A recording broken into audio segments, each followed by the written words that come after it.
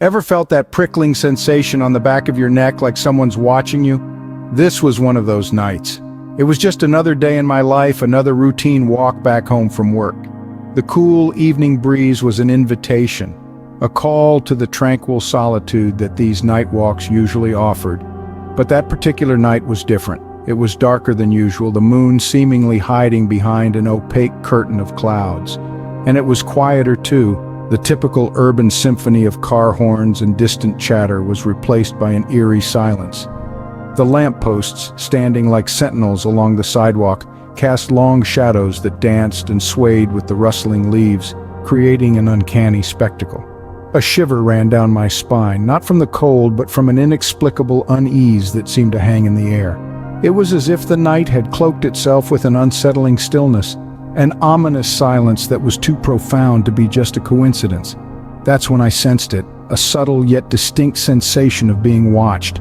It was as if 1,000 unseen eyes were fixed on me, tracing my every move from the shadows.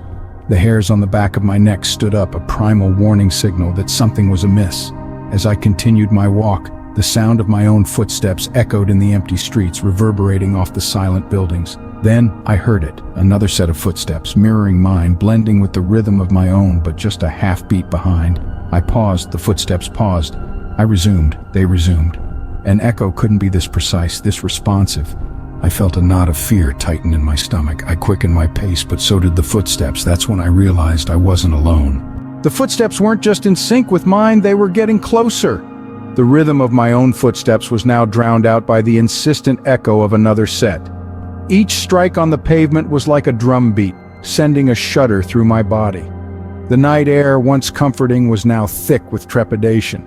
It felt as if it was playing a cruel trick, amplifying the sounds that were feeding my fear.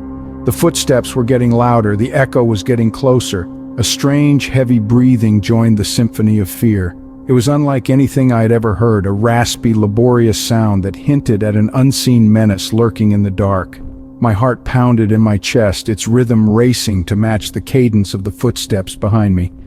The sensation of being watched, followed, hunted, was so overwhelming that it was almost tangible.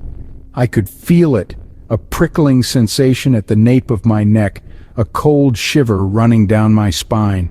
Yet, despite the terror that was gnawing at my sanity, a part of me knew I had to confront this. The fear of the unknown was tortuous. It was better to face the fear, confront the follower, than to keep running, to keep imagining the worst. So I made the decision. A decision that felt like jumping off a cliff into a sea of uncertainty. I stopped, my heart pounding so loudly that it drowned out the ominous sounds of the night. I turned around, my breath hitching in my throat, my palms sweaty. I was ready to face my follower, ready to confront the source of my fear. I expected to see a figure, a silhouette, anything that could explain the eerie footsteps and the strange, heavy breathing.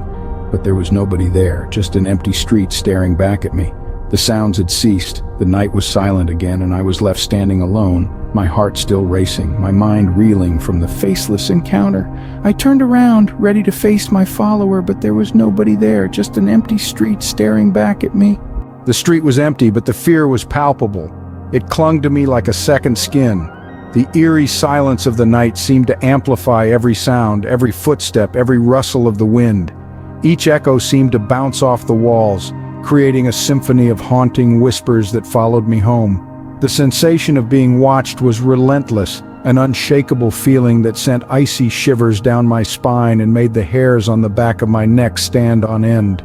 I quickened my pace, the sound of my boots against the pavement resonating in the still air. I could swear I heard footsteps mirroring my own, a chilling echo that played tricks on my mind. I'd spin around, heart pounding in my chest, only to be met with the same empty street.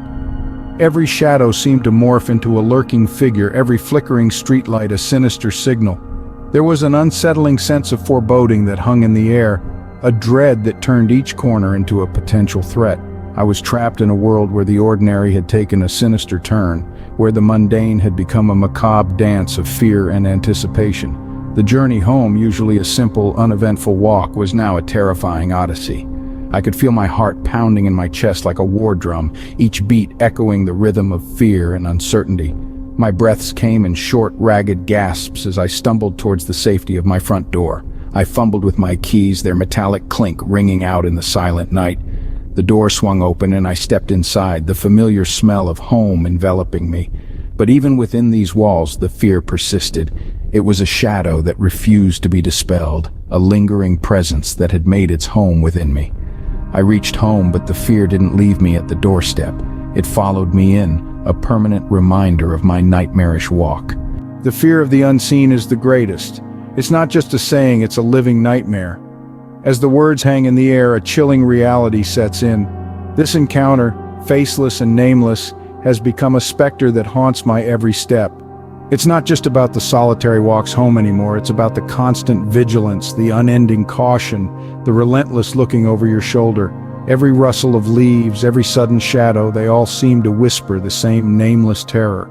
It's as if an unseen set of eyes are always on me, watching, waiting. It's not the fear of what happened, but the fear of what could happen again. This encounter has shaped me, scarred me, changed me. It's a constant reminder that danger doesn't always have a face, a name, or a reason, and that's what truly terrifies me. The encounter changed me. It showed me that sometimes the most terrifying monsters are the ones we can't see.